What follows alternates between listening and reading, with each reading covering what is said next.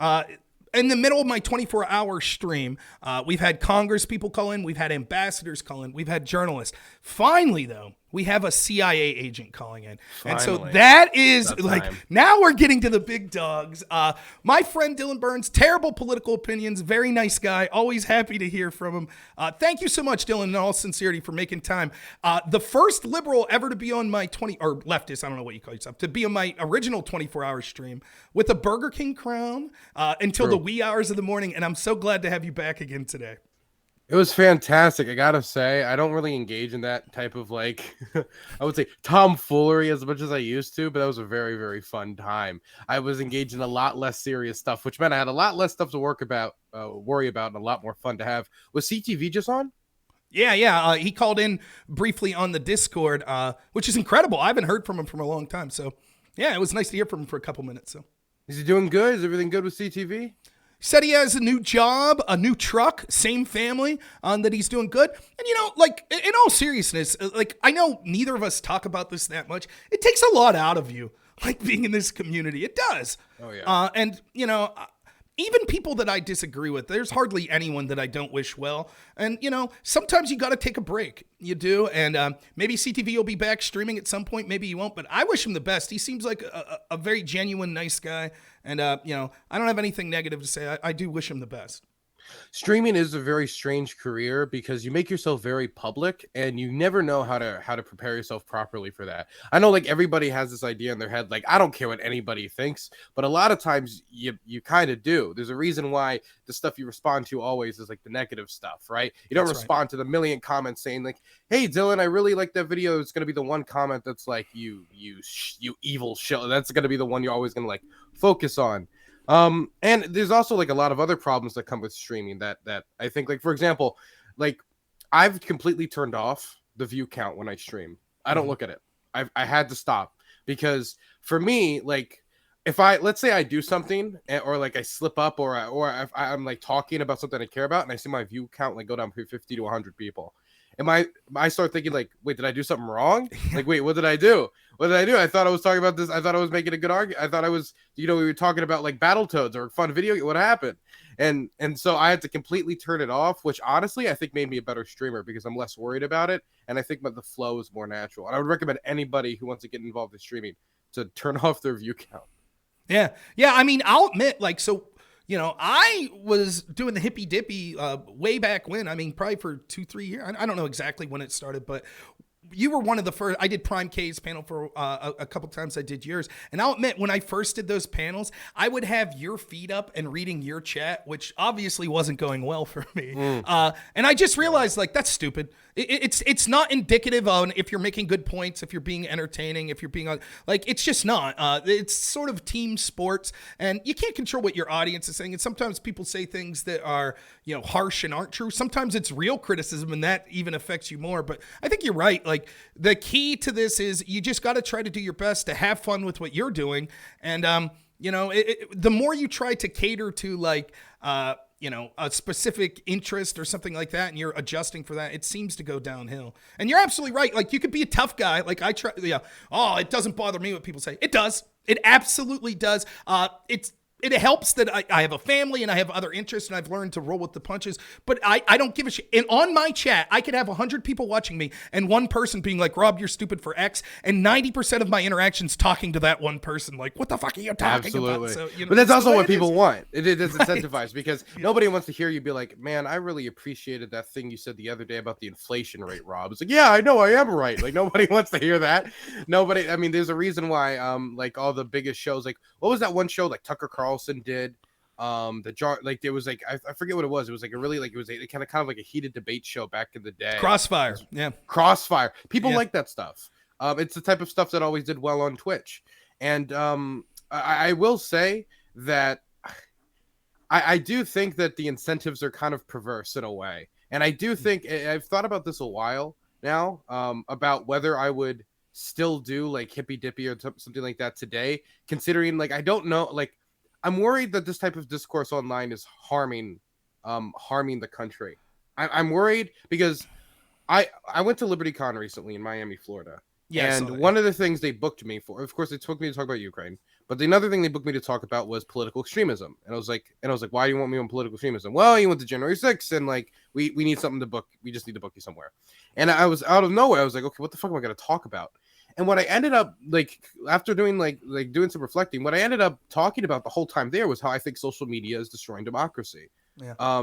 Specifically, like I think that we saw from the Facebook whistleblower story, for example, that it is in the algorithm. It is beneficial for you to be vitriolic. It is beneficial for you to be negative. It is beneficial for you to tear down people and say the most crazy, asinine things if it's attacking, because that's the type of stuff that makes people respond to it. You're much more likely to leave a comment and go back and forth for hours over something you disagree with than like go back and forth for hours on like, oh, that's a cute picture of a cat, or oh, I agree with you, because the argument is just incentivized, and that boosts the amount of time you're going to be on the platform. This is true for not probably only true for Facebook. This is probably true for a lot of social media companies. And so I feel like until that problem is addressed, it's hard for me to see like online discourse on social media improve. But I'm trying to feel like if I feel like I at all contributed to that vitriolic way online at all through my content. I don't think I did. I think I don't really cause any harm or anything, but it's something that I'm considering when it's like the future of my content. What exactly do you want to do? Because when I talk to like some person that's honestly, and I, not to be rude here, like acts like a schizophrenic, like it's funny, it's good content, but does this just kind of demonize people to my audience? Yeah, and I'm not going to try to, like, listen, I don't get involved in a lot of the drama. I think that I've been decent at being able to separate people I disagree with on political issues from not, like, hating them or advocating for them being canceled or terrible things happen in real life. But I'm not going to act like I'm above the fray. I've had my moments. In addition to, like, it being good content or algorithms supporting it and stuff, there's something human nature about, like, if you feel you're getting slapped, to slap back, and it's hard to sometimes in the heat of a moment, if someone's doing something and you feel that, they're accusing you of something, you're like, well, fuck you, I accuse you of this, and all of a sudden things get out of hand. I haven't gone too far down that rabbit hole, but I've had my moments. And, I think that you see this in what once was, let's just say Twitch specifically, which once was sort of a budding political environment. Like, what politics? You mean drama streaming? Like, that's sadly what so much of it's becoming. And it's just, and it's like, it's people eating their own. How many people on Twitch do you think just primarily stream politics now? Like, very little. I'm really important is definitely somebody you have to give it to. He's constantly doing C-SPAN, constantly doing view calls. I really love his stream. I think I primarily cover politics. Mostly the war, mostly foreign policy. Mm-hmm. Is there anyone else? Well, but I'm mostly politics. I mean, I sing once in a while. But I thought you were more of a YouTube streamer.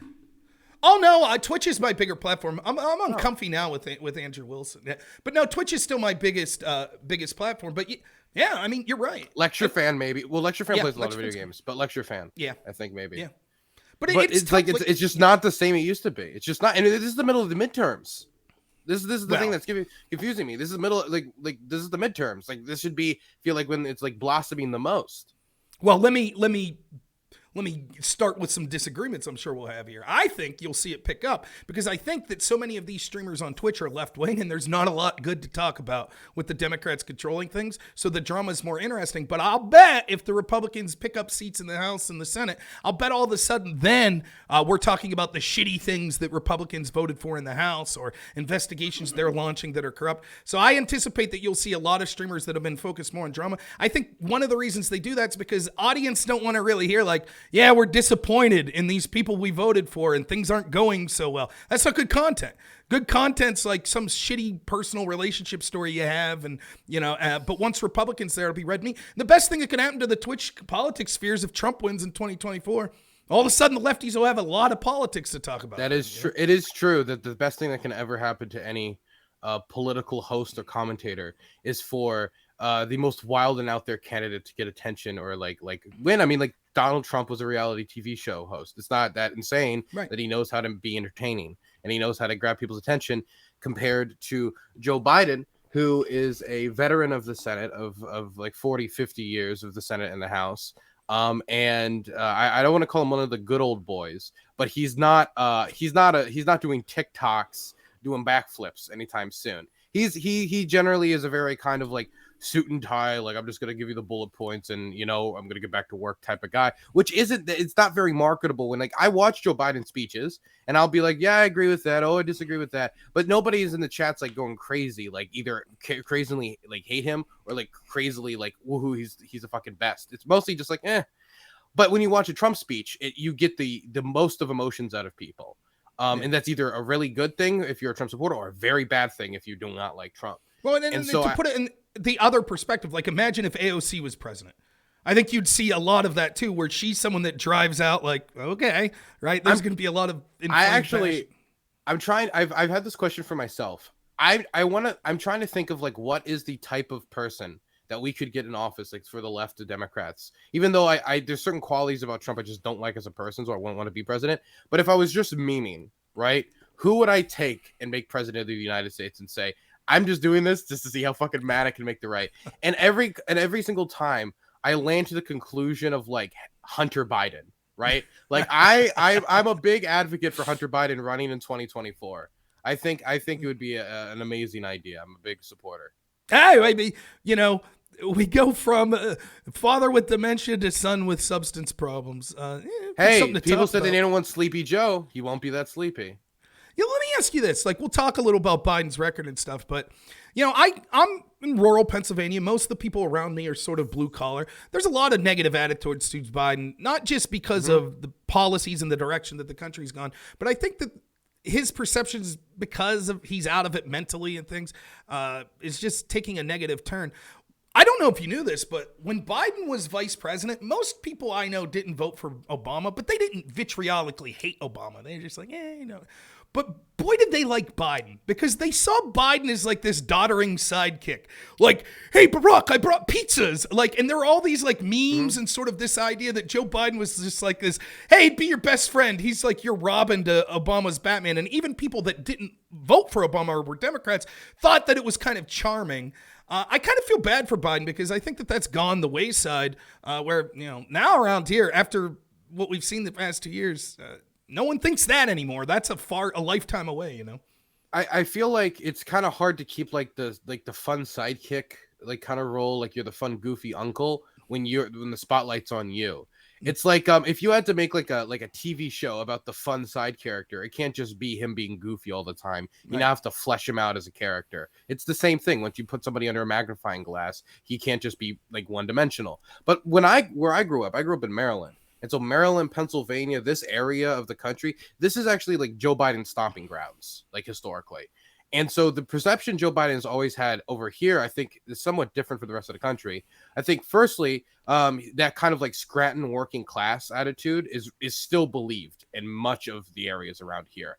Because a lot of I remember, and I know this is weird, and a lot of people don't realize this, but a lot of people is just like, I met him. He was so nice to me. He took my call that time. And like a lot of that exists around here because it's just where he stomped around. Right. There's also very pro-union over here, and they see him as still a pro-union president. They see him as a pro-union guy because of the Scranton background and his record.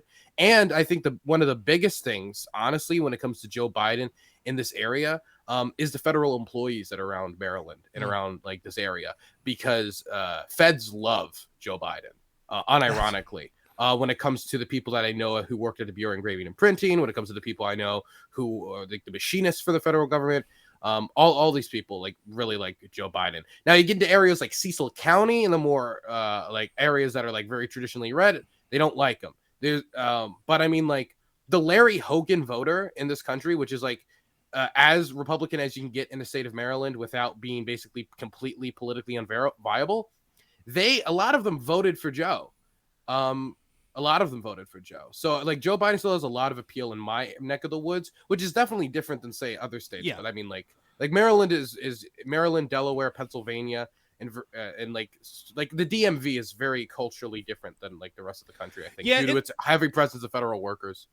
Yeah, and it is interesting. It's a phenomenon that you've seen historically, politically, where like local impressions where politicians like came up and like their stomping grounds, like you said, oftentimes could be very different than you see elsewhere. So yeah, I totally get it. I think it's ironic you said feds like Biden. Agreed, including feds like at the FBI. They also seem to put their thumb on the scale for Joe Biden. So let's stop being nice to each other. Let's talk some Biden record. I vaguely remember our conversation on the eve of the 2020 election before Biden was elected, and I thought maybe we'd hit on some of those. So just to start, overall, if you had to give Joe Biden a grade so far on his presidency, what are you giving him? Like a C plus B minus, probably. You like what do you think his strong suits are? Like, I think the way I look at it's like domestically, foreign policy, and like corruption. For me, it's like foreign policy. I think he's been a lot stronger than I expected. I always argue foreign policy with everyone, so I don't know how much I want to focus on that again, because it's all I ever debate anyone about now. But obviously, like, I support Ukraine, so that's not like very surprising. I think that it was good for him to pull out of Afghanistan, even if I think the withdrawal could have been managed better. He did accomplish the thing that no other president had been able to up to this point. A lot of presidents made promises about ending wars. He actually ended one.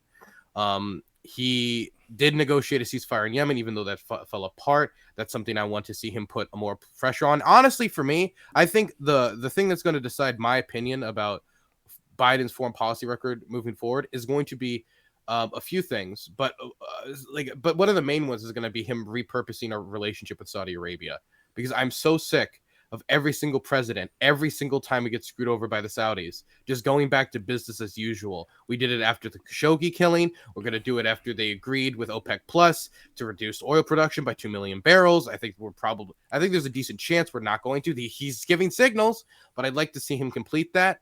But I still think generally he has had a good foreign policy. I think his stance on Taiwan, I'm generally happy about.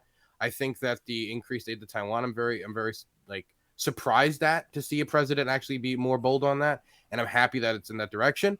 But obviously, like, foreign policy is not the main thing people care about.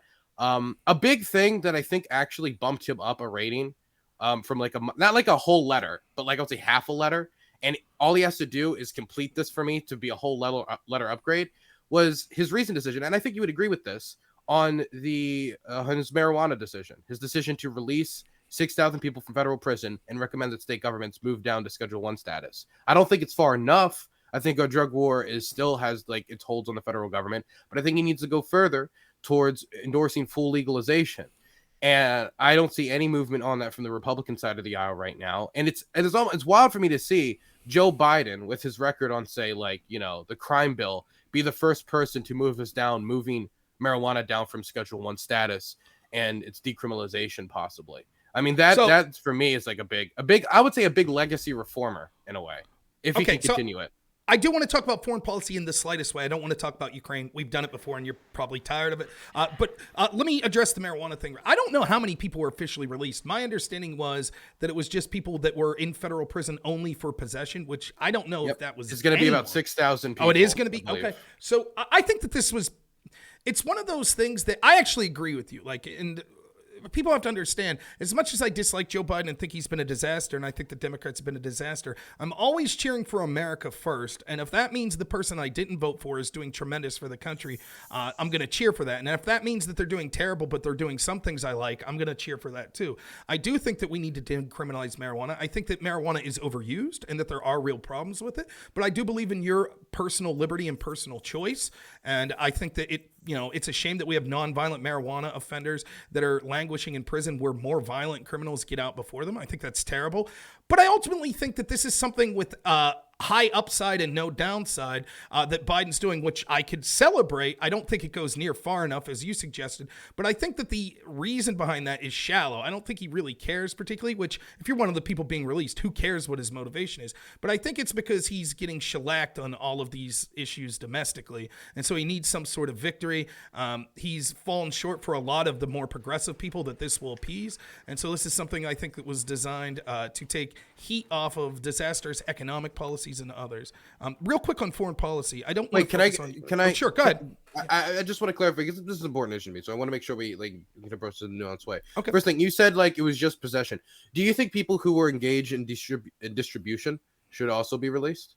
Or like, for example, like drug dealing, stuff like that. It depends, right? Like, so it's a complicated issue. Like, if you were just selling like dime bags and stuff, no, I don't think. I think that probably, unless you're ridiculously a repeat offender, I could understand being released. Ultimately, I think that we should decriminalize to the point where low-level distribution should be legal, anyways, right? Like, it might be different if you're a cartel member, right? But And things like that. regulated though, of course. Like you, because my Yeah. main problem, right, is I've been around like areas like Hagerstown in Maryland are like very very economically, they've been hit hard, right? Right. And it's where my father grew up. And you want to, and I remember being just shocked when my father told me that his apartment cost $450. To me, that's like an impossibly like small amount of money. The cheapest apartment in my area is like $1,450, right? And the reason why it's so cheap is because it's been so racked by crime. It's been so racked by drugs and a lot of things. And I've seen people do stuff that's laced and they don't know it's laced. And I've seen people do stuff that is a bad batch and it kills them.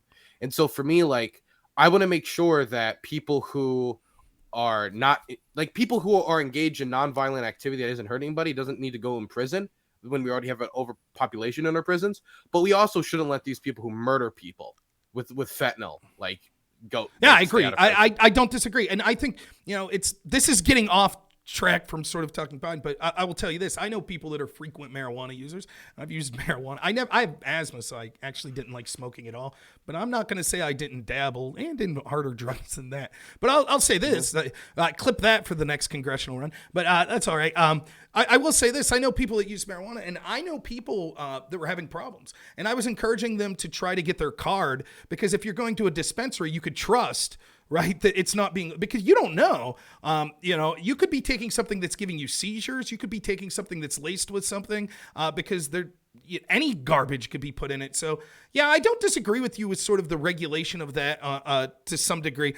The problem is to just like amnesty say, yeah, if you sold, you shouldn't be in prison. Well, what's the details of that? If you intentionally sold something that was damaging or misleading, or if you sold to children, or if you sold in a context of other crimes, but in general, I think that you're right that I would phrase it this way. We have an under-incarceration and an over-incarceration problem in this country. We have so many people languishing in prison for nonviolent crimes, I think it's despicable. But simultaneously, we have people that commit heinous violent crimes that I think are let out too early.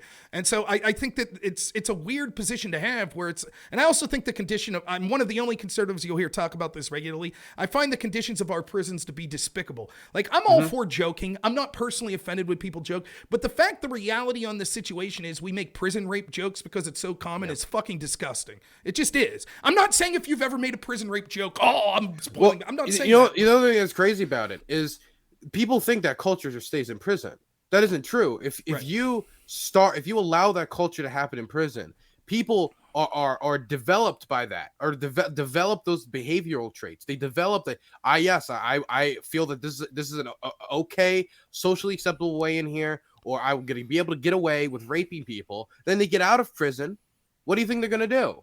Yeah. Do you think they're going to not rape people? Do you think that like all of a sudden it's like, oh, I've decided I'm just done with rape forever now? There's a decent chance they might continue that behavior. You can't allow rape to be like a cultural standard anywhere. Like, for example, like you could even imagine like some scenario where like soldiers like raped the most evil Nazi general. And you're like, well, do you really care about the evil Nazi general? If you ever set the standard that you allow an army to engage in that behavior, then there's a decent chance it's going to spread outside of the colorful lines you drew. So you can't allow them to engage in that type of behavior. So it's something I care about a lot. Yeah, I couldn't agree. But I ultimately think it's, and I understand that it's an issue you're passionate about. I think in the broader context of sort of the Biden administration, I think that that's such a small pittance. But I will give, even in the issue of marijuana legalization and prison reform, I think it's a very small issue. I think arguably Trump did more with his prison reform bill in the grand context of things than this. Well, and it wasn't something that I thought was a big. Can I like let me make an argument about this, like the historic nature of this, right? Okay. Because I think like sometimes there's a break in precedent that is more important than necessarily even a legislative accomplishment, because then the floodgates can open, right?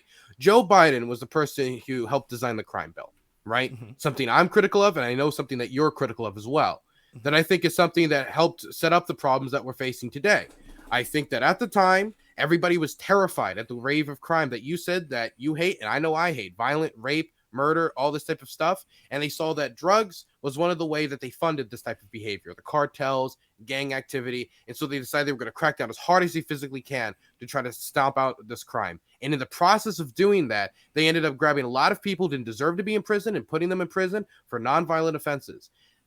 That is a legacy that has continued in this country and has not been broken by Barack Obama, has not been broken enough by Donald Trump, and hasn't been broken enough by Joe Biden.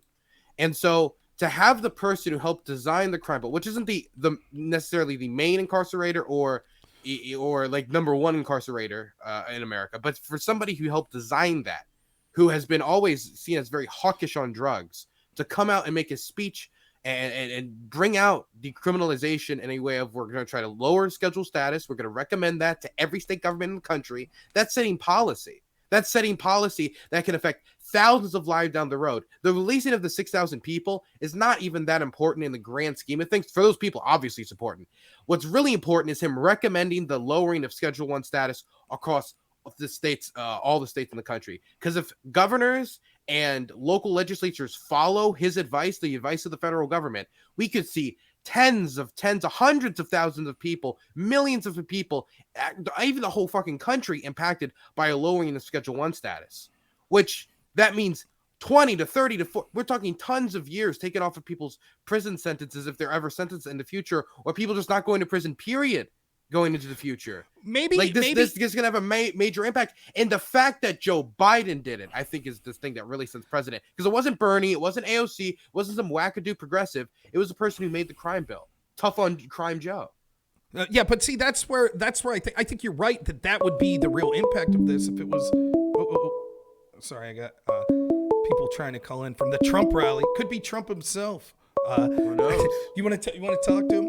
But no, I think that, the fact that you would say that, I don't think that Joe Biden had a change of heart. Just like when he changed the Hyde Amendment, it's political expediency. So the signal that, like, all of a sudden traditional tough on marijuana people are changing the way things are, I don't think so. I think this is naked political expediency. He understands that he's massively unpopular. He understands that he's likely to drag his party down coming into the midterms. So he's throwing up Hail Marys. He's throwing up red meat. He understands that he's a disappointment to sort of the progressive wing of the party. And so this is something he did. I don't think that he's mentally all there anyways, but the people that are running his campaign, I don't think that this is an issue that they take deeply to heart and that they're going to focus a lot on. I think it's an issue that they see as a distraction from the real policies that are harming real Americans and that the American people are rejecting. And so the signal nature of it, I don't find that impressive.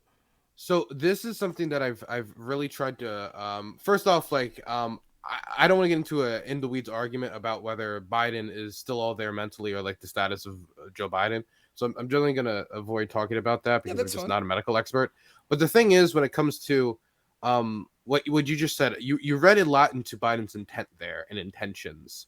And I have tried, and this is something I've worked a lot on myself personally on. I've been trying to be more, I would say, open to reading more positively on people's intentions. I think generally when I talk to people, I used to assume generally the worst intentions, that they were constantly coming out to like sabotage me. And I'm trying to reaffirm that and place that in my political life as well. For example, there's something I can do where I could talk to somebody and they could tell me like, I don't want trans people in women's sports, right? Mm-hmm. And I can say, what I could read is be like, they just want trans people to feel bad. They just want to isolate them. They want to lower them. They want to be able to feel superior to them because they're bigoted towards them. That's the bad intention I could read. Or I could read the positive intention at the of, hey, this is somebody who maybe, has a daughter who participates in MMA and they're slightly concerned about. Then I can read a more positive intention. And so my thing is, when it comes to politicians, it's so difficult for me to really know somebody's intentions. Ultimately, if they're doing a positive thing, if they're doing a good thing, all I can do at the end of the day is give them credit, because it's impossible for a politician to ever change their position and not look like they're flip-flopping or not look like they're doing it for political purposes. And the thing is, if you're in office for 40 to 50 years, in that time period, your political opinions are most certainly going to change. And so so my thing is, even if you disagree with that, and you're like, I do think, despite the fact that he could change his politics, that this is just political posturing, I would also say, ultimately, I do think it's good that politicians are responsive to what the American people want. And if they see that this is a popular thing, they're going to do it. Even if it's for political reasons, it's good when politicians respond to their constituents. Well, like, I don't know that you believe that, and I'll get to it in a second. All right, but let's talk about this specifically real quick. And I'm going to spend 5 more minutes on marijuana, and I'm going to get to the issues that I want to talk about. But on this issue specifically, the reason that the intent and looking into it makes sense is in conjunction with why you're saying this is a good thing. So you're saying it's a good thing because it sets a signal for what's likely to happen going forward. And in order for that signal to be meaningful, and the Schedule 1. Right, but in order for that signal to be meaningful, then it would have to be that the intent behind that signal is something that's leading in the direction you want. And I'm sorry, I agree that people could change their mind, but to wake up one day after not having talked about this, when you're getting crushed in all of the issues you talked about, and all of a sudden, that's not true, though. Well, he said he was going to do this on the campaign trail. Yeah, but it wasn't something that he was talking about frequently. It wasn't something that was like being made that he'd been talking about going through this. He was talking about other things like the Inflation Reduction Act, things like withdrawing from Afghanistan. This seemed to be on the back burner. Let me finish real quick. And it seemed to be on the back burner. And I think that it would be the same as like saying, well, maybe John Fetterman did have a change of heart and he's pro-fracking now. Well, maybe the defund the police people and the Democrats did have a change of the heart and they're now for funding the police. Well, maybe the lockdown people did have a change of a heart and now they're against the lockdowns. It's all very convenient that we're supposed to ignore that this is all being done right before an election when their policies are massively unpopular. So it's like they're throwing shit against the wall to see what sticks. I think the reason he probably didn't talk about it too much is he didn't need to put a lot of effort into doing it when it comes to actual legislating.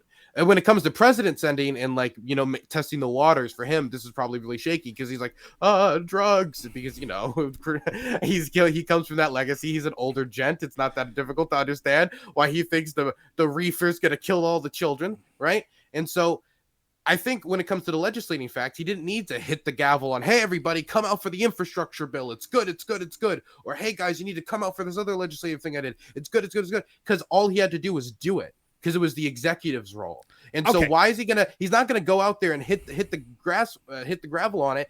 He promised he was going to do it. Then he did it. He didn't talk about doing it. He just did it after promising he would do it on the campaign trail. It's him delivering a political promise, and he didn't have to talk a lot about it because he didn't have really much work to do it. I've said my piece. I think it was political. It was before. But let me ask you on your question of not reading into intent. Do you think that Republicans that question the results of the 2020 election, do you read into that their intent could possibly be noble and we shouldn't judge them for that? I think you can judge them for being wrong, but not judge them for... I think there are people... Okay, can I answer? I'm just going to answer this more directly. Okay.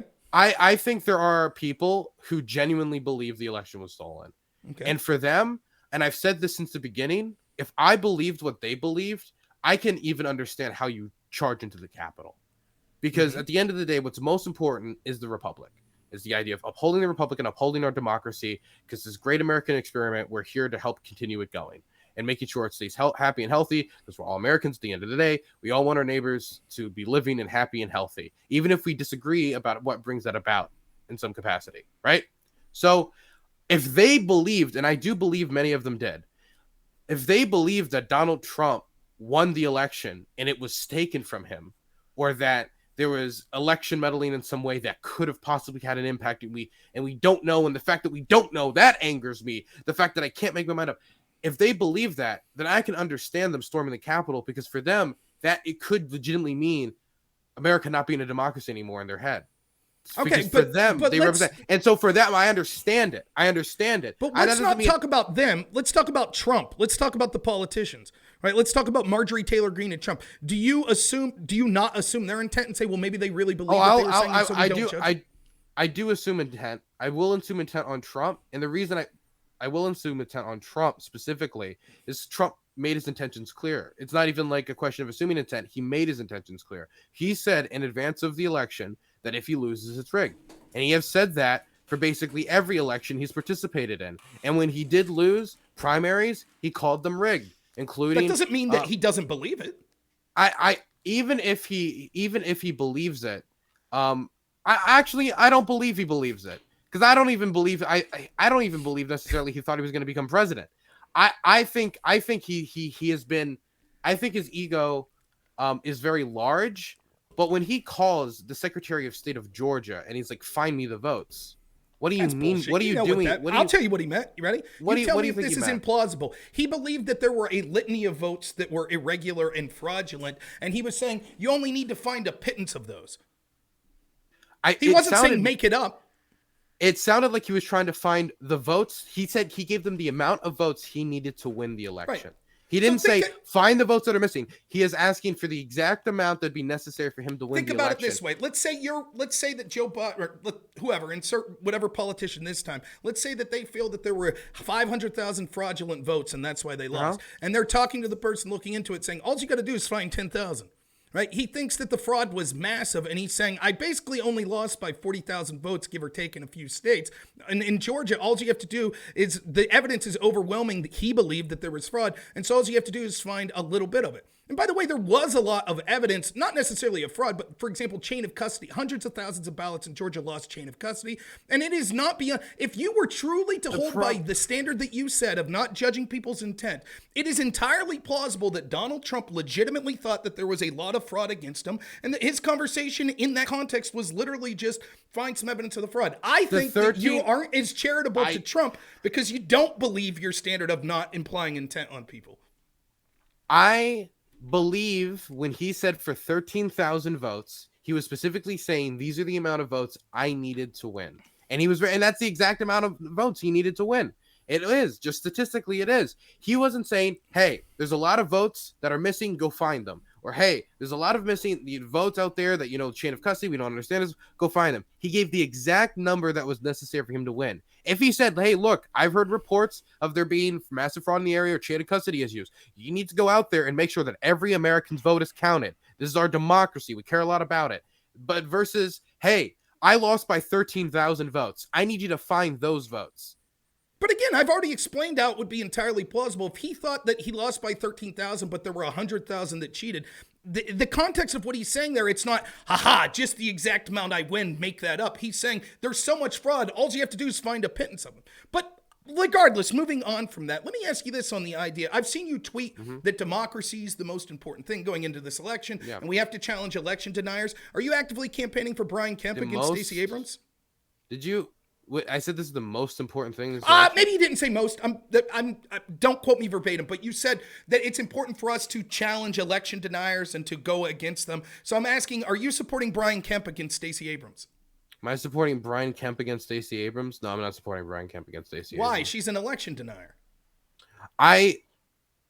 My problem with Stacey Abrams is that she should have immediately said, I lost the election, and probably just left it at that. If afterwards she wanted to say, hey, this is what I thought was wrong about this election, she should have said that. She should have 100% said that. She should have been like, hey, this election, I think this is the problem with it. This is the problem with it. This is the problem with it. Next time we have to run it that way to make sure it's more free and fair in the future. She didn't do that. I think that was irresponsible to send any mixed messages on that because belief in a democracy is important for a democracy to, be upheld. If you can't trust the results of the election, how can you trust your democracy and trust that you actually have your democratically elected leader? I think that was wrong. I have no reason to believe, unlike the Republican Party at large, that I think she's willing to go out of her way to try to change the results of the election, get fake electors, or participate in that type of behavior. And that I have no reason to believe she's going to engage in that. Why is it that, right? So then the question, it's not a matter of election denying, it's what you do with the consequences that you have a problem. It's okay to deny elections, just it depends on. No, I said it wasn't good. But my problem with election denial is that it leads to destruction of democracy. Let me ask you this: so if she continues, let me actually give you a standard. If she continues that behavior and she continues to basically engage in like, hey, we won over here, we lost over here, that was da da da, then actually, unironically, then I think that we should generally drop support for her. But I have no reason. She's done that. She's been doing it since 2018. So why would you support her? Wait. What do you mean since 2018? She said since 2018. She said, "Hey, that election, I you know what? I didn't lose. Actually, Brian Kemp is the fake governor of Georgia. Yes. I'm the legitimate governor of Georgia." Yes. She did not say that. Yes, she did. She said the election was stolen. And let me go further. Would you say that it's not just politicians, but it's actually people like maybe in the executive branch, so people in the halls of government that even aren't elected, that we should be wary of them that are election deniers as well? The halls of government? Yeah, sure. Yeah. So are you actively calling for the resignation of the speaker, of the what is it, Biden, Jean Pierre, right, who's election denied as well? She's the spokesman for Biden. Who? She's an election denier. Sure, if she denied an election, yeah. But isn't it funny how it seems to be an issue that you thought was important enough to discuss on Twitter, yet when we see litany of left-wing people that are denying the election, like in 2016 for 4 years, it's like, oh, I guess if they did. Seems like your intensity for that issue seems to waver depending on which side's doing it. Okay, so what did Jean Pierre do that deserved my special attention compared to the executive orders that were drafted up about seizing voting machines by the former president of the United States? That this deserved more attention than that. And by me not knowing it, that shows that my commitment to democracy seems fickle. Well, you did know. I know people have talked to you about this, but further than that, like it was. Who talked to me about it? Didn't Aftershock talk to you about her statements? Did he? I generally don't. I don't know. Number one, I don't even know I can't definitively say. Number two, look, let me be for real. This is just an ignorance about press secretaries. They go in and out like fucking candy. I think he has a new one. She's black, right? The new one's black, right? That's who we're talking about. The black. Okay. I thought you were into that shit. You know, black breaking glass ceilings and shit, right? You should know more about it. Sure, I guess it's good, but I don't know anything about the press secretary. All right, but if she denied an election, then yeah, obviously I think that she should resign. I'll send you the info. We'll get ready for your videos. I can even tell you when it comes to the press secretary role. As press secretary, your job is to communicate with the press and just communicate a message. That's your only job, right? And so if she is denying elections that were democratically held, and she's like, that was fake, that was rigged. Obviously, then she shouldn't hold that role because that's irresponsible rhetoric and just stupid rhetoric politically, considering Democrats' messaging. Okay, excellent. I'll send you the video. I look forward to you talking about that to your audience. Last question I have on this topic. If Republicans were to happen to win, and we start to hear a lot about things like, well, there was disinformation on Twitter which stole the election, or there was voter suppression, or there was gerrymandering, you'll also say that's election denial and criticize that, the Democrats doing that after this midterm, correct? Wait, you want me to deny that misinformation could play a role in an election? Let me be clear. If people vote, this is the sad thing about democracy. People vote in every election based off of disinformation. And it's sad, but that doesn't mean they didn't have a democratic choice. It just means that they're fucking stupid. And stupid people sadly exist in every country. And so the best thing you can do is try to fight disinformation where we see it so people can make logical choices. But just because somebody voted off of disinformation does not null and void a democratic vote. That's why Donald Trump was president between the years of 2016 to 2020, despite if somebody voted for him because of disinformation or not disinformation. Same thing would be true for Biden or anybody in office. Well, I don't deny that. So the goal should be, if somebody says because of the disinformation that Donald Trump or the Republicans didn't win, therefore it's a fake election or there was rigged, I'll say, no, that's not how democracy works. They are the democratically elected representatives of the union. That is the reality. Accept it. Do not, and then in 2 years, we're going to do our best to push them out. You can engage in direct action to help your local community if certain social services are being cut, stuff like that. But at the end of the day, that's how democracy works. Dumb people make stupid choices, and we got to live with those choices. Okay, so I'll just say this. I could talk to you all day about this, but I'll say this. That's exactly what a litany of Democrats, including Hillary Clinton, the current press secretary, etc., did. They said that the 2016 election was illegitimate. And what's worse is you talked about taking voting machines and things like that. Let me be clear. Anybody who says the 2016 election was illegitimate was wrong. That was a bad thing to say, and it's hypocritical. Right, and let's be clear, it was equally, like in 2018, a U.gov poll showed that 60% of Democrats believed that Russia actually hacked voting machines and put tallies in for Donald Trump. This was all based on disinformation that was bought and paid for by Hillary Clinton and kind of paid for also by the FBI. So what I'm getting at is the point that all of a sudden it's like democracy's on the ballot. What do you mean bought and paid for by the FBI? What do you mean? They bought ads to like make people think that? What do you mean They got information from a suspected Russian spy named Igor Dushenko, who they had investigated as a Russian spy at some point, and they paid him as a confidential human source while never verifying his information in order to spy on the Trump campaign. That's what I mean bought and paid for.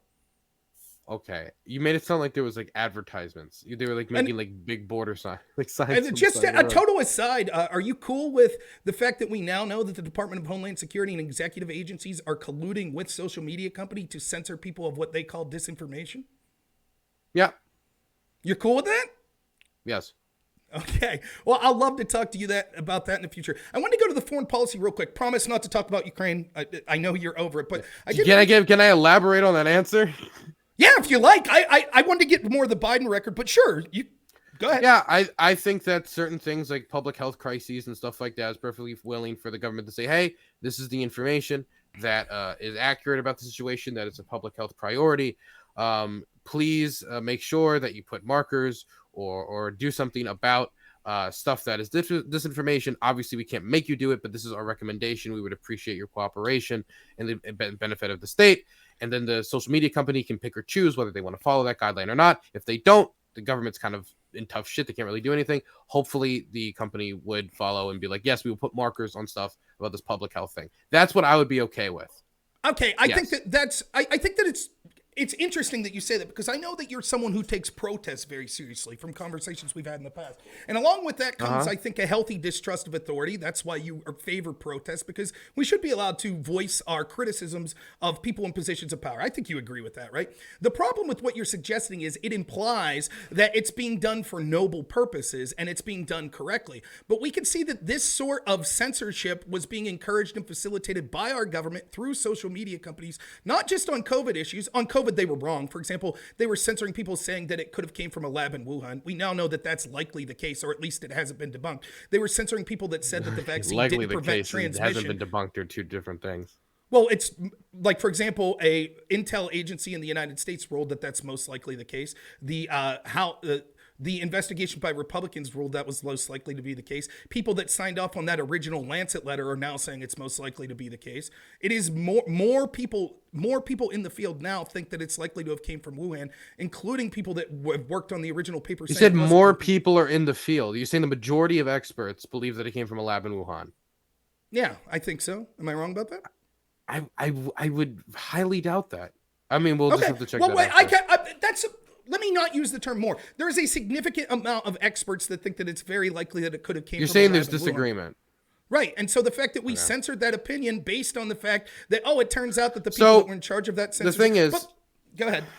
Okay. So the thing is, number one, when people were making a lot of the Wuhan lab conclusions, when we talk about that, there are people who 100% was okay to ask questions, but a lot of the people who were removed, and I think these all get lumped together, were people who were just lying about the Wuhan lab leak. We're just making up information about the Wuhan lab leak. People making up fake documents from the Wuhan lab. That happened. Now, you can shake your head as if that didn't happen, but that 100% happened. That's not the majority of what was going on.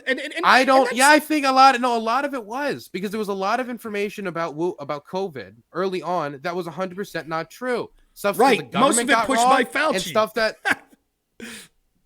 I mean, what you're advocating for an absurd position is someone who wants to You're not even letting me finish my position. You're not even letting me finish my position before you're saying it's absurd. But again, there was a lot of information out there that was disinformation, and I think it is okay for the government to say, hey, we believe this is disinformation. Do with that information as you will when it comes to a public health priority. I'm not saying that the government's going to be perfect with that every time. This is part of the reason why I think companies should be allowed to say no. That's why I believe it's a recommendation and not a law that they have to do it. But when there is public health priorities, it would be really stupid of us to say, hey, we cannot give any advice to social media companies on what is true, what is not, and what to do with misinformation when it comes to these issues. That would severely cripple our federal government's ability to respond to any public health crisis. And when it comes to the idea of public protest, there is no difference. I don't see any problem with me saying that the government should be able to recommend to social media companies that they remove disinformation about public health crises, and saying, I also believe in protest. Number one, this is part of the reason you're concerned, is part of the reason why I say these companies don't have to follow the guideline. If they want to, they can say no, which is very different than how it's run in, say, Russia, or how it's run in China, or how it's run in any other very authoritarian country. And I also believe that people can still go out and protest. No, I want to say two things on the COVID level of this, and then branch out to the other things that they were censoring. So on the COVID level, one, you're factually wrong that it was just them censoring mainly disinformation. They were censoring things that was beneficial to the government. For example, they were censoring people not just about the Wuhan lab theory, but also about the efficacy of preventing transmission from the vaccine, which we now know that even at the time that mandates were being suggested, that Pfizer had never even done clinical trials on that, and they were wrong. We know that they were censoring censoring people on the efficacy of natural immunity. We know that they were censoring people that were talking about the disastrous nature of locking down children and things like that. So there were all sorts of things that they were just wrong about that the government was recommending would be censored. Second, it's not just recommendations, because if you take it in tandem with what we also know, even publicly, we can see over and over Democrats calling social media companies in front of commissions in the Senate and in the House, threatening them with regulation and punishment if they don't censor more harmful disinformation in the name of protecting our democracy. So it's not as if you say that they're like, hey, just throwing out some friendly suggestions. It's carrot and stick. They're saying, we'll work with you. We think it's important that you work with us to censor our opponents. And if not, we'll haul you in front and say, you're allowing dangerous disinformation, and maybe this will require regulation. When this conversation started, you asked, what's my opinion? And my opinion was, yes, I do think the government can make recommendations. I'm not endorsing every single post that ever got removed. I'm saying that the government should be able to work with social media companies when it comes to public health crises. They should be able to give them advice, what is true information to distribute, what is not true information.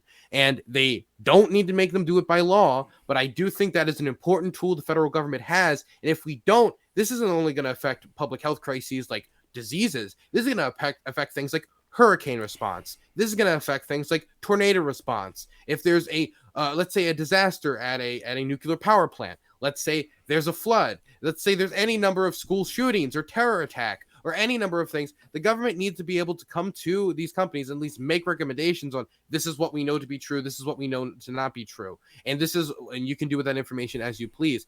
But the thing is, these are imperfect distribution tools of information. We already know that Twitter engages in improper bans when it comes to their policies, and they're always going to engage in that to some degree. So the question is, do we disable our ability to properly respond to a public health crisis because we are scared that in the future, certain people might get banned off of Twitter who said something that ended up later being true? No, because what you're recommending could be solved without a censorship or authoritarianism. The government is free to publicly say authoritarianism. It isn't authoritarianism to make a recommendation. It's not just a recommendation, as I've already said. And you could make a recommendation by going. I'm saying my position. Don't fight shadows. Please, I'm not fighting shadows. I'm not fighting shadows. You're ignoring the reality that it wasn't just recommendations. There was also you asked me a question. Okay, Rob Noerr, if I asked you, what's your opinion on, I don't know, the drug war, and you said no, and I said, well, Donald Trump is da-da-da-da, and then I just go punching and start going, and you're like, well, you're not arguing against me. You're arguing against Trump. Trump's not in the room. I'm in the room.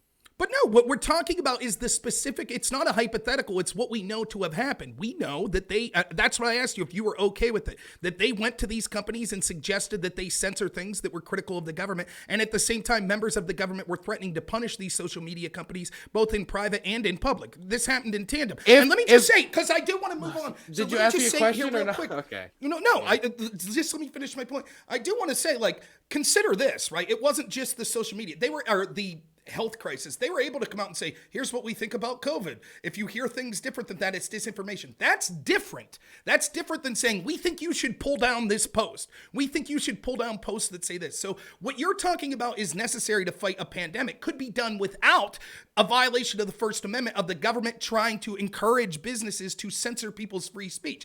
And I just want to add real quick, they also interfered in the 2020 election more than anything Russia could have done, because they didn't just stop at COVID. They also decided that they were going to pressure social media companies to censor other stories that were critical of Joe Biden. Not just the withdrawal of Afghanistan, Ukraine situation information that they're admitted that they censored, are pushing for censorship, but also the lie that the Hunter Biden laptop story, which was broke several weeks before the election, the 2020 election, we had our intel agencies, former intel agencies, media and social media collude to keep the American people from hearing a lawful story while they spread all sorts of bullshit about Donald Trump and all of these innuendos about him. That interference and them censoring people that wanted to talk about a story that we now know to be true is more election interference than anything that Russia did with $50,000 of ads on Facebook and Pokemon Go. And yet Democrats called that interference in our democracy and an act of war. Was that directed towards me? Because it felt like you were giving a TED talk more than having a debate. Well, because I'm smart enough to give a TED talk. But. Yeah, congratulations. Thank so you. the thing is, when I am when I gave my positions, like I believe that the government should make recommendations to social media companies when it comes to public health crises and say, hey, we would recommend that you take down this posts that spread disinformation about, say, a hurricane or a flood. That is very different than me committing to agree with every time the government has made the recommendation, have used a tool. You can use the tool improperly in your tool belt. I believe we should be able to have artillery guns. That doesn't mean that we should have used them in Iraq. That doesn't mean we should have used them in Vietnam. You can disagree with the government using its tool belt in a certain capacity. And so when I say that, and then the attack is, haha, the Democrats, it feels like it's not really like we're discussing my position on this, or you're asking me a question. It feels like you're more using me as a jumping off point to go after other people. Well, no, it'd be like this. Like, so if I asked you this, do you think that we should be allowed to lock up American citizens indefinitely without trial? And then my answer to that would be no. Right. And then I would say, but what about this rapist that had a bomb and was a Nazi and murdered all? And you'd be like, well, okay, maybe in this crazy Jack Bauer unique situation that we would have to do. And I'd say, well, see, then the tools should be allowed to be used. It's just the improper application of the tool that I'm against. Yeah, but okay. So you understand that I'm against the improper use of this tool. I'm not saying that because this is a tool in the tool belt. The thing is with misinformation when it comes to any public health crisis is it can actively lead to deaths, especially in like war zones and areas that are of an extremely volatile nature. And so I do think that this is a tool in the tool belt that the government needs to make. There's a lot of governments that would, instead of doing this, would just like straight take down the website, which they make them take down the post. By law, you have to take down the post or just ban the website. We're not doing that. We're just making the recommendation that during the public health crisis, you should take down posts that say there's no tornado. Tornadoes are lies. Real quick, why just public health? What about an act of war? Right? Do you think that we should also, because that could jeopardize, you said in a war zone, do you think that could jeopardize people's lives? Yeah, I think 100%, even more so in an active war. Absolutely. Okay, so you would say for example, like I can tell you there's examples of people like dying to landmines in areas that I've been to because they were told by people who were lying that certain areas were cleared of landmines and then they end up dying. And there's like many scenarios like that when it comes to like an active war going on that I would be okay with. Yeah. So you think that it would be appropriate to have the tool that the government could pressure social media companies to censor people in war situations? Make the recommendation to take down misinformation when it comes to public health. Okay. Well, I hope that if Trump gets elected in 2024, they don't decide to have a different take on the Ukraine conflict and censor Dylan Burns and other people that are reporting from the ground. What? Because they think that's dangerous misinformation. Okay, that's just dishonest. You know what? What are you talking about? I talk about minds in the battlefield, right? I think you understand why saying, hey, there's no mines over there, and then having kids walk over and fucking lose their limbs is something that a government should That's confront. not all you talk about. Different. That's different than banning somebody because they didn't want to invade or support Ukraine or do anything around you. Those are two totally different issues. No. But your point is it's up to the government if they think it's legitimately important for public health to be able to censor. Maybe they will find a reason. What do you mean public health? When it comes to, it's bad for public health that you have a political position that I disagree with on Ukraine. It's different than it's bad for public health to step on a landmine. These are two different things. No, but the issue is once you give them the tool, it's up to their subjective interpretation what they think will lead to more people being harmed. They might think that the information that you're putting forth is untrue. Yes, that's why we elect representatives who will have good recommendations. Please let me finish. They might also think that it will continue to promulgate the war because it'll continue to leading to approval for sending weapons to Ukraine, which will prolong the war. So they might say it will help end the war and save lives if we censor Dylan Burns. You would protest rightfully. I would stick up for you and say that's bullshit. You shouldn't do that. Happen. But you've given them the tool. It'd be knocked down by the Supreme Court in an instant, and you know bullshit. It would be knocked down by the Supreme Court in an instant. Right? And what I'm saying is, no, you're it wouldn't. Okay It would these... not. This is not the same. It's not. We already know that yelling fire in a crowded theater is not a free speech defense. That's already been knocked down. We already know that. That's what this is. No landmine. Okay, well then, so then it's your prediction that the Supreme Court is going to excoriate the Department of Homeland Security and FBI for pressuring people to censor the Hunter Biden laptop story. You think the Supreme Court's going to weigh in, right? I have no fucking idea. I don't know enough to say if I do or not. But right. I am saying that's exactly right. What? Right? You're saying that if I got censored, listen, Rob, let me finish. You're not. Rob, you just asked me to clarify what I said. You got to confront what I said. I am confronting what. Okay. Are you legitimately saying that me saying the government can make a recommendation for social media companies to stop the story that the Chernobyl radiation zone is now an open tourist hotspot. Everybody go over there. Somebody dropped $10,000. Then a bunch of people, adventurers, go in, get killed, or stuff like that happens in war zones. Definitely when there's people, money and profit and guns get mixed up, it gets crazy. That the government come in and say, hey, no, you need to, we recommend that you take down these posts saying that there's no landmines in this forest anymore where people are getting killed. That is the same moral equivalency when it comes to the government's coming in saying, take down this guy because he disagrees with us when it comes to whether we should invade Ukraine or not. These are two different things. These are not the same thing. And one is a political opinion. The other is a public safety health hazard when somebody's stepping on a landmine. The Supreme Court would strike down one of these things. They would not strike down the other. Okay, let me explain, right? One, you're talking about a hypothetical situation that's not the way the real world situation is being applied today. So it's not as if they've judiciously just banned people that were misleading people about the placement of landmines. They were revoking stories such as the Hunter Biden laptop story, revoking criticism of the Afghanistan withdrawal, and other things connected to the Ukraine-Russian war, in addition to things in COVID, which they were factually wrong about. What did they revoke from Afghanistan? Well, the issue said that they were pressuring censorship on issues related to the Afghanistan withdrawal. You read the Lee Fong piece in The Intercept. He doesn't give the specifics of exactly what they were revoking, but that there were communications between government officials monthly from the Department of Homeland Security recommending removal of what they call disinformation of the withdrawal of Afghanistan. So, do you know anything? Because like that, we're talking about an active war zone. Right? Let me finish. Where there's like terrorists operating. Let me finish my kill point. Children. Like there'd be a good reason to remove disinformation when it comes to terror organizations. Let me finish my point. So you're assuming by giving the tools of this that it'll be applied judiciously, and you say, and if not, it would be struck down by the Supreme Court. Well, I'm telling you in ways that it hasn't been applied judiciously, such as the elimination of the Hunter Biden laptop story, right? And that hasn't made it to the Supreme Court. So the idea that if you say, well, you're saying if I advocate for the tools of the government to censor stories on war that they think are disinformation that will lead to people dying, it's absurd to believe that if they tried to do that to little old me in my reporting, the Supreme Court would step in. I think you're full of shit. And listen, I like you, Dylan, but this reeks of you're okay with authoritarianism and government interference into our election and into our free speech as long as it agrees with you. And I know you would be hopping mad if you were being censored through the recommendation of the Department of Homeland Security as disinformation because it was for the public health. You would say that's bullshit. And I would agree with you it's bullshit. But again, it's another example of left-wingers that are okay with authoritarianism and these institutions behaving in a corrupt way as long as it benefits their side. Eingruppen für Herr Burns. Exactly. The thing is, the government making recommendations to social media companies to take down posts when it comes to natural disasters is what I am recommending. I have made no comment on whether or not we should have removed posts in relation to Hunter Biden. I don't think they should have. I don't think they should have done that. So I'm not going to defend things that I don't think the government should have done. Now, again, I'm curious. I just am particularly curious about the Afghanistan story because this, I think, highlights exactly what I was talking about.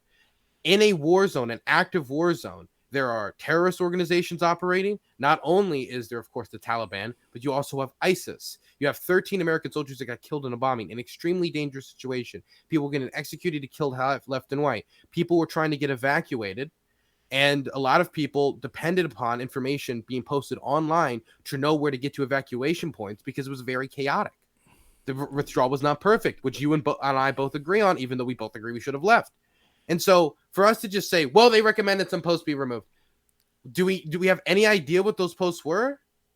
I do not. I don't have the specifics of it. Now, moving on, anytime that we advocate that the government should be allowed to, on one hand, offer carrots and say, hey, we're just being friendly and recommending you violate people's free speech and you take certain posts down. Wait, but no, on the other hand, why did we bring and on the other hand, that the same Congress, the same Democrat-controlled Congress, but I really want to. And on the other hand, that same Congress is saying that we'll punish you if you don't do such things. Yes, it should be rejected. Are there specific times where perhaps a foreign intelligence apparatus is deigning to put misinformation out there intentionally to get people killed that our military or our intelligence operation should be allowed to try to remove that? Yes, that is not what we're talking about. You're speaking in hypotheticals. We have the real world situation that was done. Now, I'd like to talk about Biden's record on some other issues. We talked about marijuana. Let's just go rapid fire through some of them. Wait. Why'd you bring up Afghanistan if we didn't know even what the examples were? There's no specifics given. Because we're talking specifically. Then we're criticizing again, something we didn't even know happened. That's not true. We're criticizing criticizing what we've seen. It's not my fault that the Biden administration is involved in secrecy, and it's only through left-wing journalists that are actually doing real journalism and getting Freedom of Information Act requests that we're able to see a small pittance of what occurred. Hopefully, Elon Musk, if he lives up to the standards he's talking about, will release communications that he had with the federal government in suggesting and recommendation of posts that will be removed. You know he won't. And maybe we'll get a greater picture on that. But as for right now, we know that there were topics including COVID, including the Afghanistan withdrawal, including the Hunter Biden story, and including the Ukraine-Russia conflict, that they thought that they would pressure social media companies to censor Americans that were talking about their opinions of such. And that's wrong. It's a violation of the First Amendment. And it's what was the opinions given? Because the opinion could just be, here is the location of American journalists. Like, what do you mean? Like, how do you know what it was? Again, I don't have the specifics of it, and it's irrelevant to the context of the conversation. Like, it'll always be the exception that people that cheer for this sort of thing will say, well, it could have been for a good reason. Now, on to the economy. Don't bring it up. That's just my point. No, it's not. Don't bring it up if you don't know the specifics. If you don't know the details. Whistleblower, if a whistleblower doesn't have the exact specifics of the things you want to talk about, we can't talk about the accusations that they're bringing forward. You probably shouldn't debate the nuance until the full story's released, yeah. Well, I think that I'll protect the First Amendment and say that the First Amendment is very succinct, that the government has no right to restrict people's free speech, even if it's speech they don't like. Doesn't restrict their free speech. It's easy to see how their authoritarian impulses have censored people on issues that the government was factually incorrect about, such as those related to COVID and Hunter Biden. They were factually incorrect, but they censored people for political expediency. And it's interesting to see that you're more concerned with hypothetical them censoring someone about landmines than you are about the real situations that we know. And then when I talk about that, and the ones we don't know, because you brought up ones we don't know. Right, that's true. We don't know the specifics of everything that was censored. I look forward to you digging into it. Now, on this specifically, the Biden administration, on the eve of this election, I could talk about foreign policy. We'll skip it for now because I don't know how much time we have. Economy, how's Biden doing? I think he's doing okay. You think he's doing okay? You think the economy's robust and strong like he's saying? I think compared to the world right now, we're doing relatively okay, yeah. Why thing is... Why does that matter? It's a globalized world. The thing is, if you look at countries all across Europe, you look at countries all across the world, the majority of the world is not having a great time economically right now. Turkey, all of Europe, China, Russia, the United States, most nations are not doing well right now. I think it's due to a few things. I think part of it is COVID, the side effects of COVID and opening back up. I think that's part of it, and I think it's still the side effects of COVID. I think part of it is due to the oil crisis and the war in Ukraine. I do think that's part of the motivator. We have seen international skyrocketing inflation. The UK, which has been led by pretty conservatively conservative fiscal policy for since I would say David Cameron, Theresa May. Then you've got Boris and Liz and now Rishi. Has a higher inflation rate than the United States of 10.7%. It's right, but the dollar is the world reserve currency, and so if there's an inflation crisis in the United States, you would expect to see inflation crisis on the countries that rely on dollar for their standard. And the other thing is the reason. But you would expect you would expect our inflation crisis to be worse if it was just due to U.S. policy. Not necessarily because we are the nation most deeply entwined with U.S. economic mechanisms. Well, no, because if we have the ability to create more money, it goes to American interests first. So if we print $2 trillion, that money will come to American interests first. So the country that will suffer with the devaluation of their currency more are the countries that are further down the line in that. But in addition to that, the vast bulk of the inflation is because not of COVID, but the reactions to COVID. So yeah, because a bunch of countries followed the globalist Democrat strategy of lockdown, which by the way, Republicans did as well, of lockdowns and then massive stimulus. Yeah, that predictably led to inflation. And I'm sorry, I don't think it's doing much to Republican or Democrat constituents to say, well, shit, it could be worse. You could be in UK. No, I'm sorry. These policies that were instituted by establishment politicians in this country and championed the most by Democrats that cheered for lockdowns as a result of COVID, when most of these people, and by the way, something you cheered for as well, that's why people are suffering economically, as I predicted. Well, I'll say this. It's better to be alive and have maybe a higher gas price than be dead. When it comes to COVID lockdowns, we didn't really fully commit to them. We didn't either fully not commit to them either. We kind of did this weird kind of middle ground wishy-washy. And that's part of the reason, because we're a republic and we have a lot of control on the state level. And so different states have different policies. And so one state, by touching another state, their COVID policies would affect the other, the state right over, because it's not like you can ban like Pennsylvania's from crossing into Maryland. But whether we like it or not, the lockdowns and policies we did put in place did save tens of thousands to hundreds of thousands of lives. Prove when it. it comes to vaccines. Prove it. What do you mean? Prove it. When it comes, we mean prove it. You prove that you said the vaccines lockdowns saved lives? possibly. You said the lockdowns You said lockdowns possibly saved tens of thousands to hundreds of thousands of lives. Prove it. You want me to give you like COVID estimates or? Yeah, how many? So give me. How would you measure this? Right. So the best we could do if we're looking at the United States, we would take the states that had significant lockdowns versus the state that had the least amount of lockdowns, and we would expect to see the states that had the majority of lockdowns to have far better death rates than the states that were open. Right. That's how we would be able to determine this. I don't know. I think we'd probably look at. Why would that be the mechanism?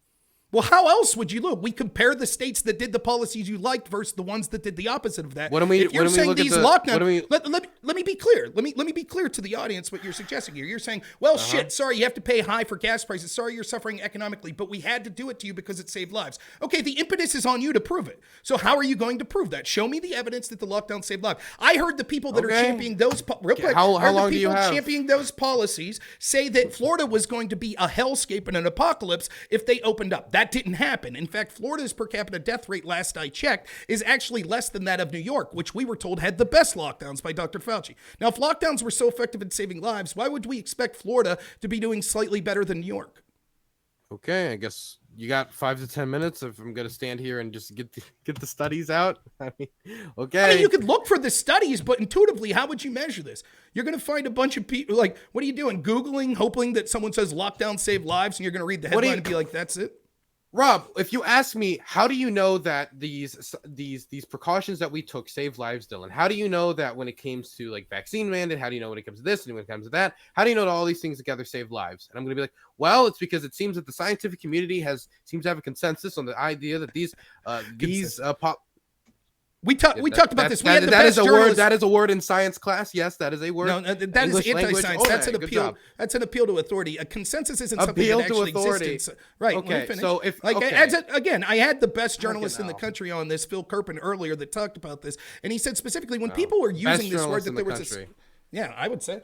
When people say that things like consensus, that's actually anti-scientific because what we rely on is evidence, not consensus. And so even if everyone agrees to something, but the evidence points elsewise, we don't say, well, just because people agree, Rob, it must be true. You are not a scientist. I am not a scientist. Right? Neither of us are going to get beakers out and do the COVID testing ourselves. Neither of us also have really the scientific know-how to look at the evidence ourselves. And so, as people who, really, you're going to go into the labs. You're going to go into the labs and do it yourself. About? We can look at reports from these people, but at the end of the day, neither of us have the tools necessary to completely decode the situation. And so we do in many other... It's bullshit. I'm sorry, Rob. You're just not that smart, and neither I, and neither are most people. So right. And again, what you see is this sort of appeals to... Go ahead, you can finish. I'm sorry. You're not letting me... Yeah, you don't even let me finish.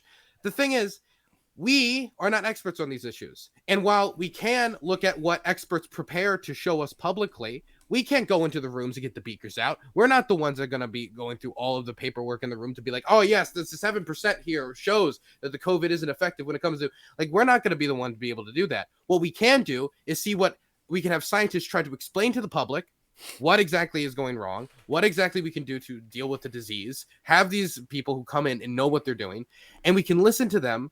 And I'm going to take what the majority of experts who know what they're talking about and seem to have a good record on these things are saying on a scientific issue before what I'm going to do is go into my back room and figure out the alternative scientific theory on google.com. I don't trust my ability to do that. I don't trust most people's ability to do that. Okay, so that was sort of a long-winded, so allow me to respond in kind. First off, it's convenient when you take Dylan's worldview here as a whole and see what it'll lead to, right? So first he says that, yes, the government should, in a pandemic, be pressuring social media companies to censor what they consider disinformation in the name of providing for public health and saving lives. Then he says, well, when we look at everything out there, you can see that almost everyone agrees with me. How convenient that they censor people that don't agree and then say, well, we have to listen. Look, everyone agrees, because he's cheering for the active censorship of people that disagree. He also tells you that you have to trust the experts blindly, and you aren't able to look at empirical evidence that we know would intuitively be true. It's very simple. If lockdowns were massively important to justify the economic pain that we're suffering from now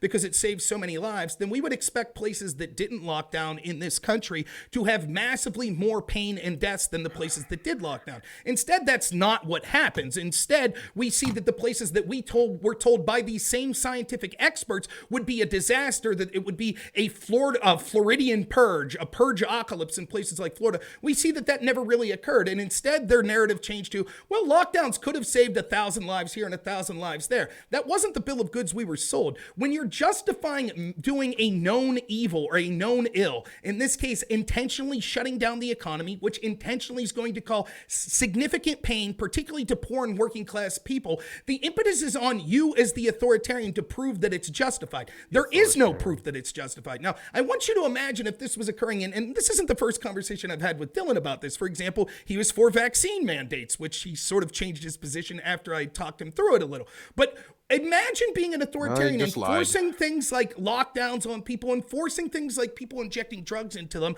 and not really knowing why, not having a defense, just saying, well, I trust because that's apparently what all the experts say. It's that sort of impulse to control, government control, and authoritarianism that should be rejected in the strongest possible terms. Now we see these same experts that were telling us things like experts in the Biden administration, like at the CDC and Walensky, that said, we need to lock down schools. We need to. Now we know that they were saying that because the America's largest teachers union was basically writing verbatim what they had to say, and almost all science at the time was saying that was a terrible idea. And yet the Biden administration and their supposed experts were telling us that that was appalling. And people like Dylan would have been saying at the time, well, we have to trust the experts. We're not scientists. We can't criticize the CDC. At one point, me and Dylan argued about this with recommendations for masking in gyms. And Dylan said, who are we to question? We have to trust the experts. It's selfish not to do it. To which I showed him that the World Health Organization itself, still to this day, I believe, has on their recommendation that you should not be masked while you're working out in a gym because it could cause respiratory issues. Dylan said he was going to contact the World Health Organization and find out about that. That's about 2 years ago. Dylan, did you get any feedback on that yet? I have no clue what you're talking about. You don't remember. That's right. No, I don't remember. What, does this happen 2 years ago? I said I would contact the World Health Organization. Yeah, we were talking about... Is this a serious thing that happened? Yeah, you might remember it was when me and Mr. Geck made fun of me and my wife for getting COVID, and I then came on to talk to you about the gym, that you were saying that the owner was selfish of this gym who refused to force his people to wear masks, and you said that that was selfish, and I said, look, there's conflicting guidance. For example, the World Health Organization says it's their recommendation that you shouldn't wear a mask, and you said you didn't believe that was the case, and when you looked at it, you said, well, you're going to send an email to see about that because it didn't make sense to you. Well, I never reached out to the World Health Organization. I don't remember this, but when the experts agree with you, it's easy to take them at face value. When they disagree, it's, well, maybe I'll get back to them on it. That's why I just choose to not be. Well, if they were right, they were right. I mean, if they were right, they were right, and then good thing. But I'm happy. The experts, listen, Rob. See, you trust the experts. I'm happy that this is sort of. But I hope they. Rob, now that you're done with your spiel, okay? I'm good at it, aren't I? I generally trust experts. I believe that I don't know how to like make a watch. I don't know how to make a light bulb. I don't know how to do many things in my that function not only in the world but even in my own home. And this is true for every single person on the planet. And so every single time I flip a light switch, I'm putting trust in an expert that put that stuff together. Or every time I flush a toilet, I'm putting trust in an expert plumber who put together the pipes. That shit isn't going to fly out and cover me in feces, right? And so every day I put little bits of trust, even though it's not conscious, in experts all around my life. And I view it in the very same way when it comes to science. Now, if I flip a light switch and it doesn't turn on, and I do it a few times, like, what the fuck? Then I'm gonna be like, huh, it looks like there might be a problem with this expert, or this expert was wrong when it came to installing this thing. And so if an expert or an institution gets something wrong, then I'm like, oh, that's a problem. Obviously, we need to correct course. But I generally trust experts because, like in my daily life throughout my home and throughout the rest, anytime I order DoorDash or anytime I interact with the world generally, go to the bank, those experts are generally reliable. Right. But the thing is, when we were talking about experts being reliable in everyday situations, such as you're not a mechanic, right? So if you go to a mechanic shop and they say, listen, man, you need a new muffler, you might not know shit all about that, but say, that sounds reasonable. I know there's a problem somewhere back there with the exhaust, right? But what if they said, you need a new muffler, it's $30,000. If you don't get it, you're going to die, right? And you were like, oh shit, I guess I just have to trust them. Or would you say, wow, that known of charging me $30,000 would bankrupt me. That will cause me to not be able to pay my rent. You're going to have to make a really compelling case why that's necessary for me to do. Or would you just say, well, they're the expert, I'll just trust them? I do believe that they need to make a compelling case. If the more radical the change, the more compelling the case needs to be. Obviously, if the recommendation was just for everybody, like, hey, for COVID, we all just need to stay inside one day. I don't think anybody would have opposed doing That's one different. day Like, of that's not what was COVID, like done. stay inside. But it was a radical change, and I understand that. And you have to make a good case, of course. But they didn't. They were wrong. It did save that, whatever. Show it. But you don't trust the experts. There's no expert that's able to definitively say, yes, it saved lives. Again, if it did, we would expect to see Florida would be massively worse than New York. But let me go further than that. Like, you don't even have to go that far. We could look at would you agree that the experts, let me finish, please. Would you agree that the experts in the Biden administration said it was important to lock down children from schools? Would I say the experts? Wait, can I respond to your first question? Sure. Okay. So when it comes to this idea of evidence, right? Since I can't give you a study since the studies are bad or whatever. I didn't say that. Okay. Well, I'll just give you an example. Since you were giving an example, I'll give a comparison. Why do you think Taiwan was so successful when it came to COVID response? There's all sorts of things. It's a more isolated country, right?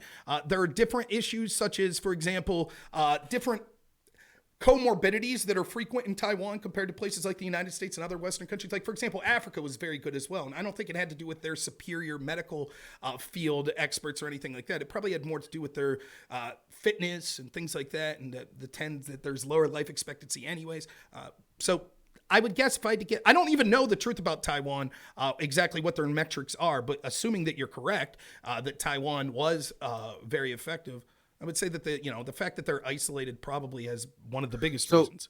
Taiwan's main nation that it has, like, immigration, travel from constant travel is the nation of China.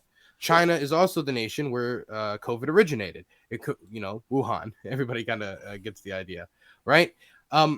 Knowing that it originated in China and that this is where the original cases were, and that people constantly travel from China to Taiwan, and it eventually did travel to Taiwan. Taiwan is one of the most densely packed countries in the world. If you exclude the mountainous region, is actually the most densely packed nation in the world with 25 million people in it.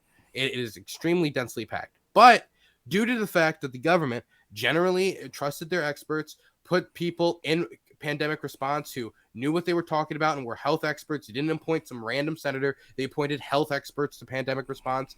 And due to the fact that the society generally trusted these advisings from the government, they had a pretty good response. I will say that I do think there are cultural differences. Like, the idea of masking in this part of the world, in Asia particularly, is not like that crazy of an idea. It is actually something that you wouldn't be that too common to actually see before COVID was even a thing. I do also think that they're generally healthier, which when it came to obesity and things like that, Taiwan was able to respond better, which is also why we need to fight the obesity. Okay, but again, I don't know. I would have to look, because a lot of these countries that were doing well early aren't doing so well now. And the question I have is, why can we make comparative metrics to, like, the United States versus Taiwan, but we can't make comparative metrics to Florida versus New York? Two much more similar places.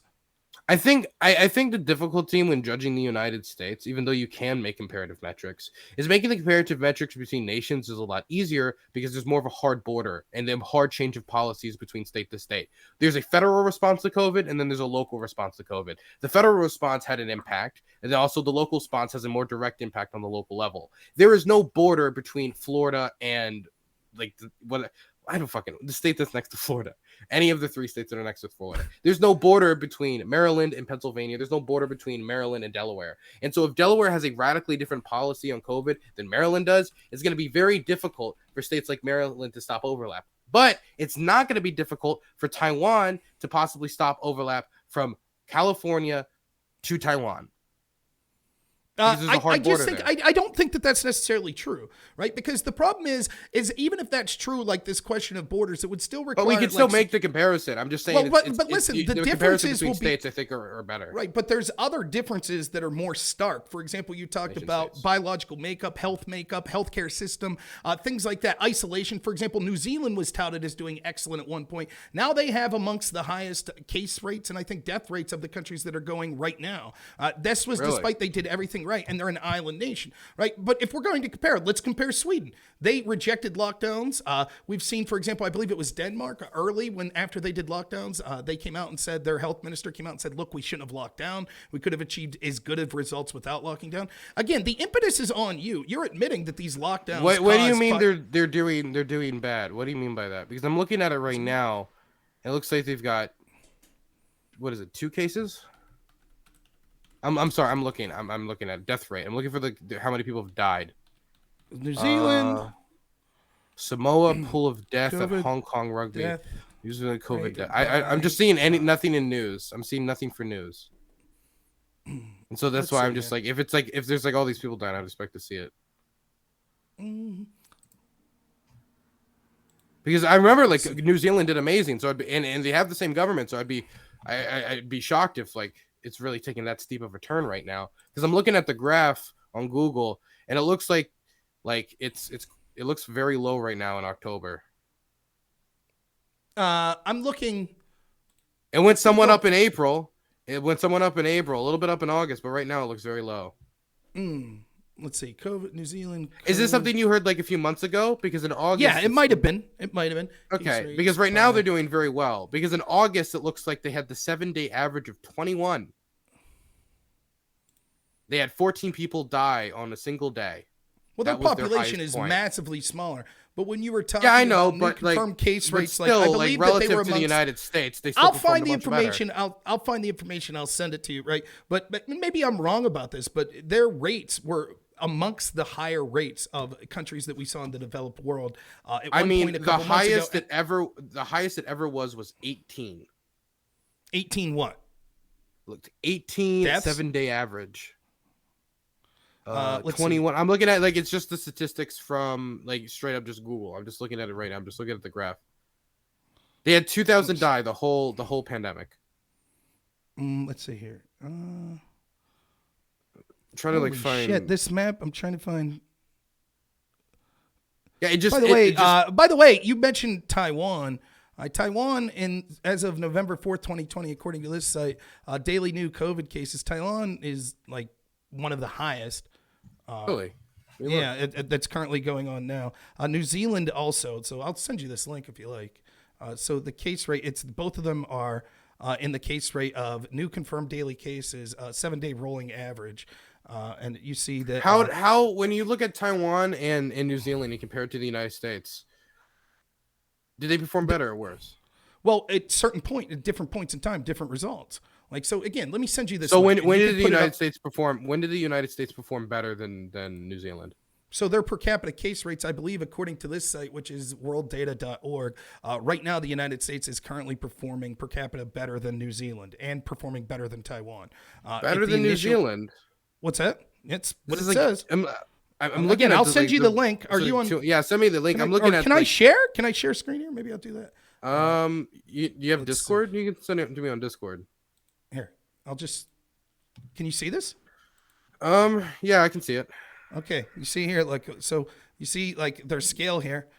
So you see the United States is right here. It's sort of this orange coloration here, right? Oh, and it's the darker coloration. Right. So you see New Zealand is right here, and as is Taiwan. And what is the darker coloration? The darker coloration is more daily COVID cases, yeah? Yes. It's COVID cases per million people. So actually New Zealand and Taiwan are amongst the worst in the world right now. Right now? As of November 4th. How is New Zealand? Why is the Google result so different from this result? I don't know. But because the Google result says 2. This is sourced from Johns Hopkins University's COVID data. Got you. So again, it's very interesting, right? Like I find it interesting. Again, the impetus isn't on me to prove any of this, right? The impetus should be on the people that are cheering, or no, I don't want to say cheering. That's not fair. That are suggesting things like lockdowns that will have the predictable outcome of harming people's mental health, of increasing deaths through overdose, suicide, and things like that, of decreasing people's physical health, and of causing immense economic pain. And yet, all the experts told us that was necessary, and they told us if we did that, we would see it would be far better outcomes. The data doesn't seem. Can to I back ask you it a up. question? Sure. Can I ask you a question? Because we've been arguing this long enough. I have a more interesting question to you. Sure. Why do you think everybody wanted lockdowns? Why do you think was the real reason? Well, there's several reasons. I think a lot of people were scared and saw an unknown fear and thought that that was something that was necessary because they were afraid. It's the same people. It's the same sort of mindset that a lot of good-natured people supported the Patriot Act.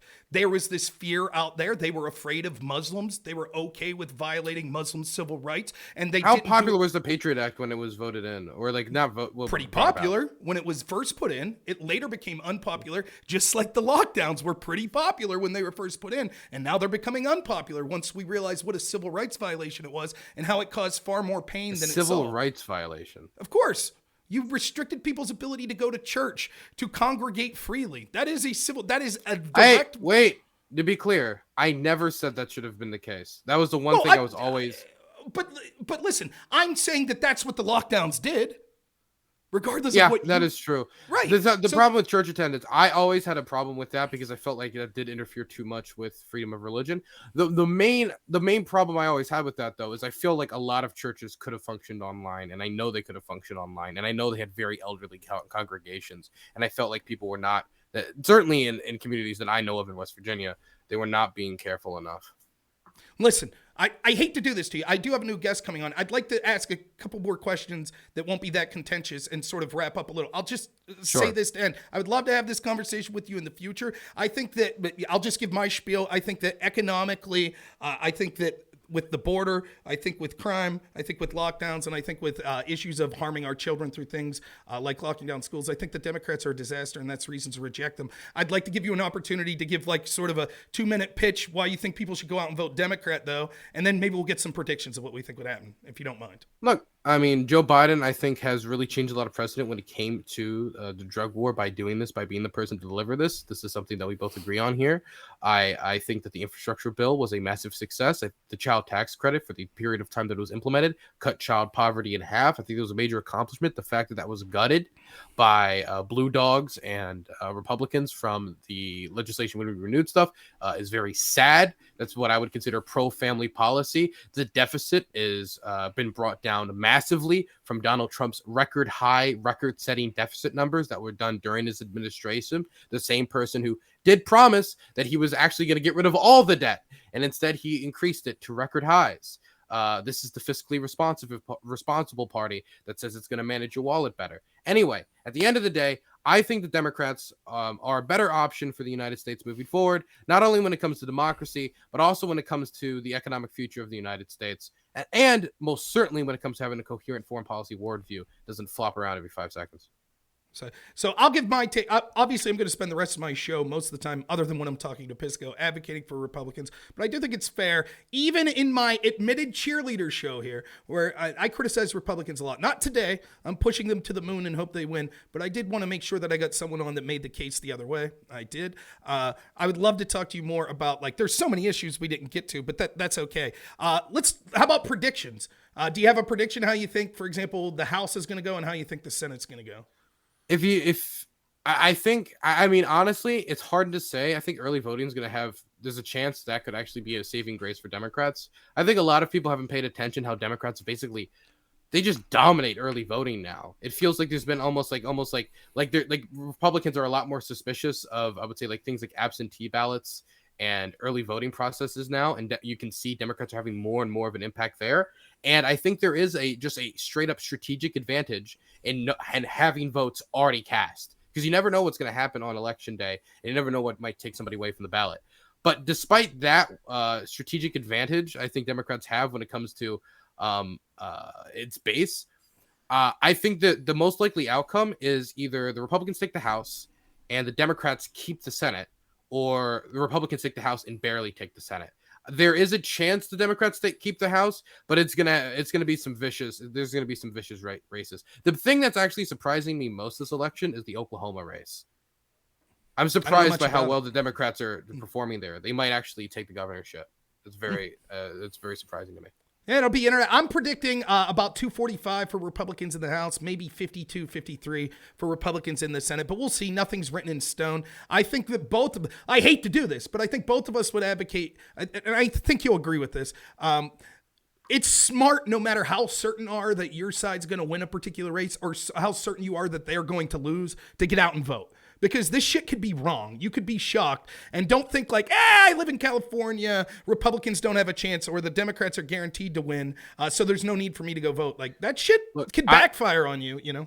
I live in Maryland, okay? This is the blue state. Somehow we got Larry Hogan. And the reason we got Larry Hogan, in my opinion, is because a lot of Democrats were complacent. And the Republicans would respond, the reason we got Larry Hogan is because we weren't complacent. And so, I just like, I think that's a lesson for anybody in a state where you kind of feel safe. Like, you never really know. You never really know. And you should get out and vote. Not to mention, you might feel safe when it comes to your House seat. Maybe you find out about a superintendent seat that wasn't as safe. Maybe you find out about something else that was much more important. Vote locally is always the big thing. I'm most interested in telling people that the local elections is so much more important than the national election when it comes to the things that's going to affect your everyday daily life on the regular. The national elections, of course, are still important, but that's also how you make the politicians of the future, and you know that they're proving. We agree. We just disagree on who to put in, but I think we both agree with that point. Absolutely. So I saved the most important question for you for the end. Give me your hot take on the AEW CM Punk shit that went down. What's your hot take there? Jesus Christ. Dude, CM Punk is a fucking drama queen. Look, I'm very much like, a lot of the newer wrestling stuff I'm not a huge fan of. Some of it I like, some of it I don't. And it's very hard for me to wrap my head around it when I'm more like, I want more Maxwell Jacob Friedmans, maybe a little bit less Young Bucks. And I know that might sound mean to say, but because they're conservative. That's exactly, because they're conservative. Yeah. I want them banned off Twitter. More Chris Jericho's wife at the January 6th rally, right? That's so funny. That's he fucking went to January 6th.